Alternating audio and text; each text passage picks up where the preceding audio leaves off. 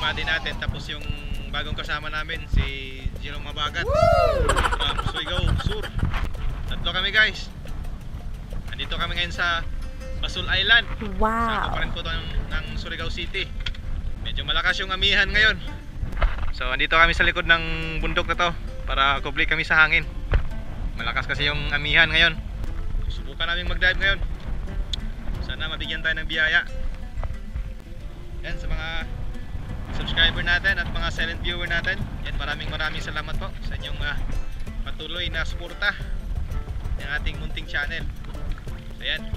So sa mga bago pa lang, sa mga napadaan pa lang sa ating YouTube channel, huwag niyo pong kalimutang mag-like, mag-share at mag-subscribe po ng ating mga video. So tara na guys. Magda-dive na tayo. Let's go.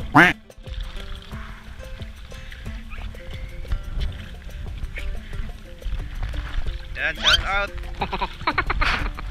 Welcome to my YouTube channel. What?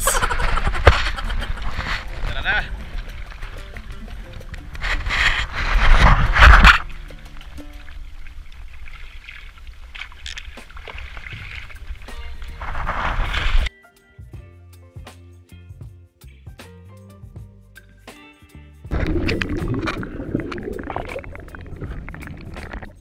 Unang sisi natin mga parachong, at ayan, mag-warm up muna tayo dito sa may mababaw na area, at along the way papunta dun sa main spot may nakasalubong ako na grupo ng mga samaral or kitong, at napakaamo po ng mga isda guys, kaya lumapit kagad sila sa atin nung nagset tayo ng pag-ambush dito, at hindi naman tayo nabigo.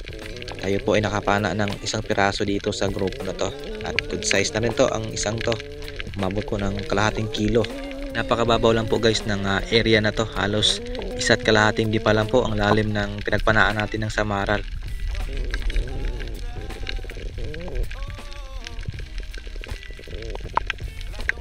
Medyo pahirapan yung pagkapwesto natin dito guys, gawa ng maalon po sa itaas at sa ganun din sa ilalim. Buti na lang maamo po ang mga isda na to, kaya nakapana pa rin tayo dito kahit na mahirapan yung pwesto natin.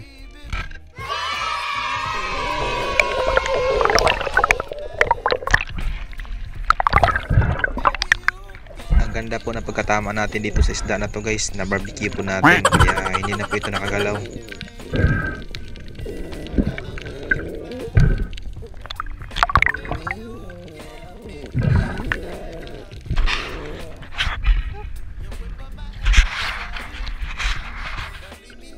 At pagkatapos nating ma-secure guys yung ating unang huli, nag-move kaagad tayo dun sa ating main spot kung saan tayo magsiset ng pag-ambush.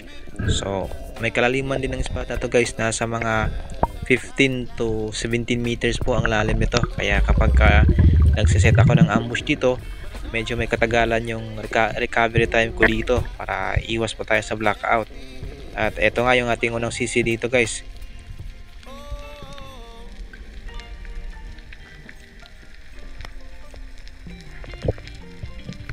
Kapag ganitong mga spot po guys, kapag mga malalalim ay nag-free po lang po ako dito.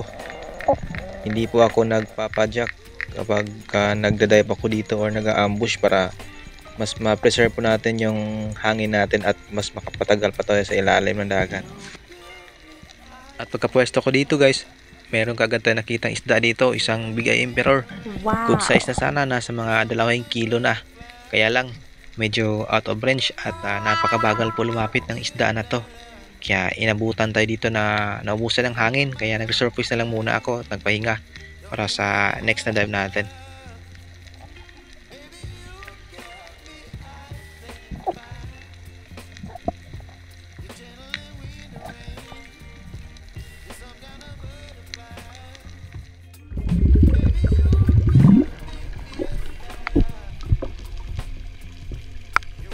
At dito naman guys sa dive na to ay lumipat lang po tayo ng ibang bato na pinagtaguan natin para hindi po tayo malata ng isda.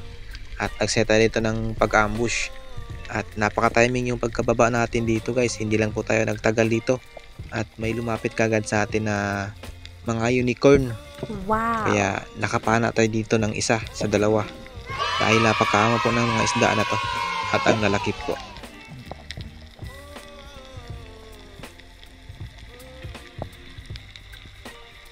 Itong area na to guys ay madalas ko na rin to nakuhaan dati ng mga malalaking unicorn, at mga sweet lips. Kaya tuwing ako ay dumadaya dito sa isla na to ay talagang binabalik-balikan ko tong spot na to kung saan ako makadalas nakakahuli ng mga isda.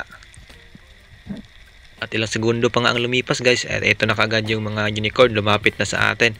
Itong isa sana yung papanain ko yung nahuli, kaya lang medyo out of range, kaya itong nauna na lang yung binana ko dito. At napaganda po na pagkatama natin dito guys, tagos po yung dalawang sima natin, kaya talagang walang kawala. At napakalakas po ng isda na to, talagang hinatak po yung reel natin, pero napigil lang pa rin naman natin kahit pa paano. Malaki na rin po ang isang to guys. Ito po ay umabot ng 3 kg and 400 grams po. Wow. Kaya dito po lang sa isda to talagang kwartang lino na po.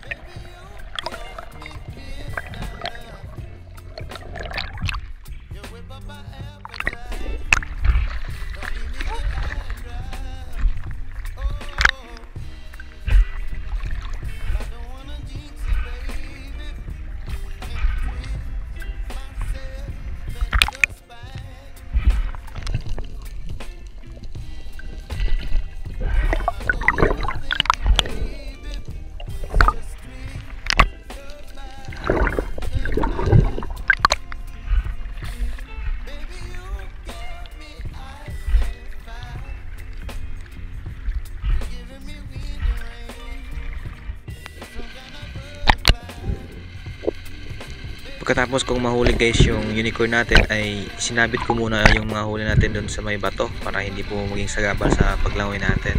At nag-set ulit tayo dito ng pag-ambush kung saan nakapana tayo kanina ng unicorn, at baka babalik pa dito yung kanyang kasama.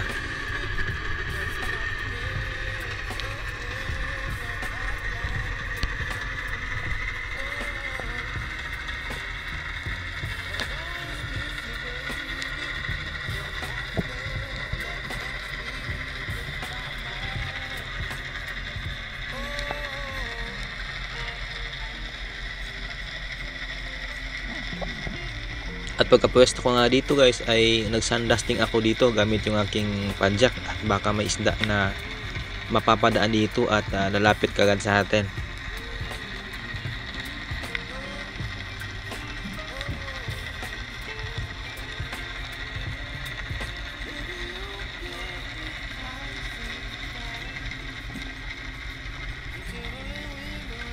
Makalipas guys ang ilang segundo nating pag-aabang dito, ay hindi po tumalab yung ating sandusting. Siguro po ay nabulabog natin yung isda dito nung pagkatapos natin mahuli yung unicorn dito. Kaya wala pong nagpakita sa atin na pwedeng panain natin. Kaya umahon na lang muna ako dito at para makapagpahinga para sa next dive natin. At makalipas guys ang ilang minuto nating pagpapahinga sa ibabaw, ay may lumapit sa atin na isang good size na king mackerel or tangige. Wow. Mga 4 kg na rin to. Hindi na ako nakapag-on kaagad ng camera kasi mas pinili kong panain mo muna yung isda, at baka tuluyan pa itong lumayo at hindi natin mapana. Sayang naman kung papalampasin pa natin.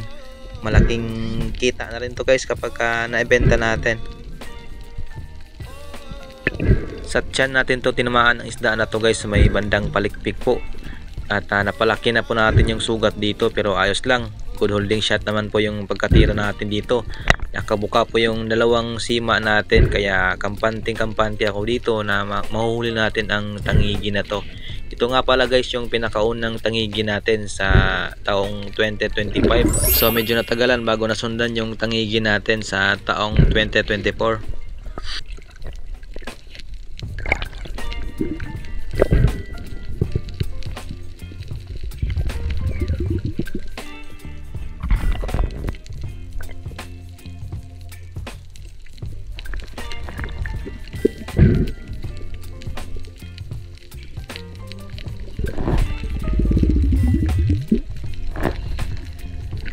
Kapag gantong umahatak pa guys yung isda, ay talagang hindi ko po pinipigilan.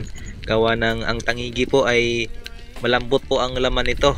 Talagang kapag kunting mali mo lang ay makakawala po yung isda na to. Kaya tuwing ito po ay humahatak sa atin, ay binibigyan ko po ng line para tuluyan na po itong manghina at masecure po natin ng maayos ang isda na to.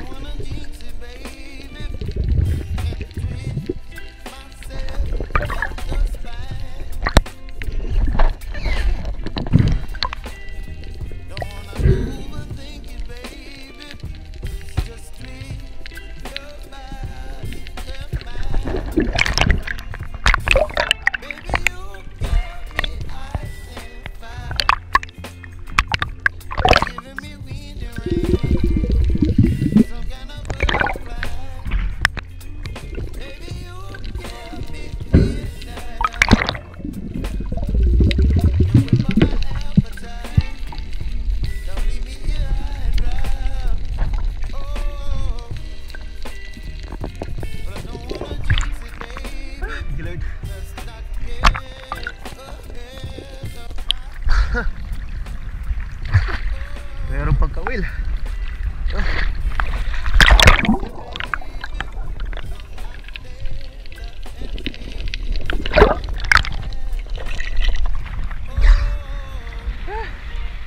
Pagkawil oh.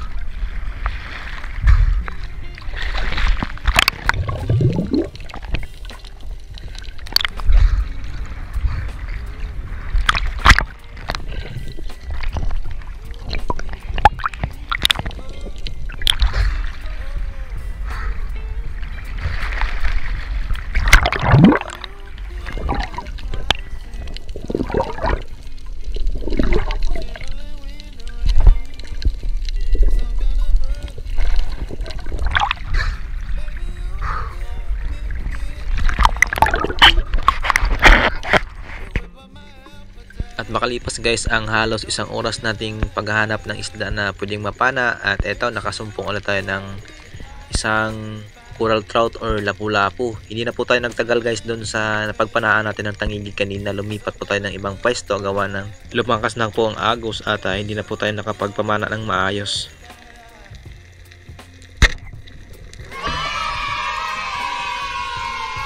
At eto na rin guys yung pang-apat na isda natin sa araw na to. Isang good size po na coral trout or lapu-lapu.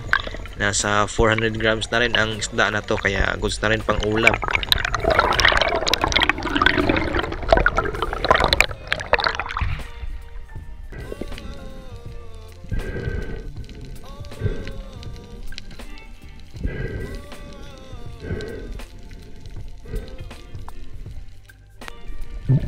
At dito naman guys sa dive na to guys ay umabante lang tayo ng ibang pwesto, at may nakita ko ulit tayo dito na isang good size na kanuping or katambak naman ang tawag sa amin, kaya agad ako dito nag dive bomb para mapana natin. At buti na lang guys napakamo ng isda na to, talagang hindi po tayo pinahirapan at napana natin to ng maayos, kaya hindi na po nakawala ang isda na to. Ito na po yung ating panglimang isda natin, at pagkatapos din ito guys ay nalubat na po yung GoPro natin, kaya hindi na po nakapag-video dito.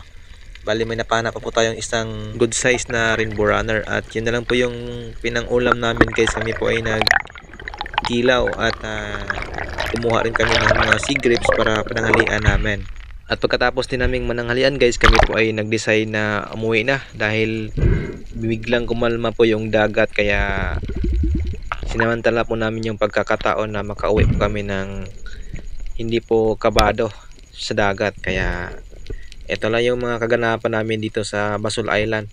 Buti na lang nakadali tayo ng pangbenta at pangulam na din. Ulam. Matuman lang guys. Walang mamaw na napakita na. Maulam lang to. Guys, yung huli natin ngayon. Tolong.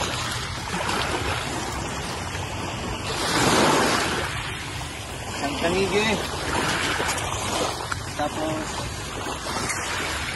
isang unicorn.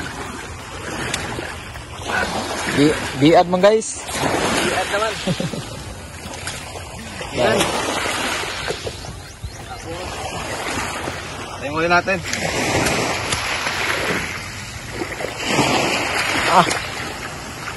Dito pagkalawin. Yan, ganito yung huli natin. Harvest guys. May taga guys oh. Uy, ano mo daw ton? Taga. Ayan, may kawil. Goods na rin, mga 5 kilo or 4 siguro. Dito. Sobrang 2 kilo to.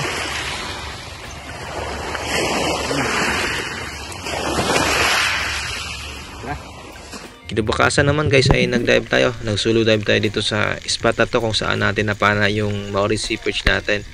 So ito lang yung nahuli natin guys sa halos 3 oras nating pamamana ng hapon dito sa malapit sa isla namin. Kaya ito ganun talaga sa spear fishing, hindi talaga lahat ng pangingisda ay meron kang mahuhuli.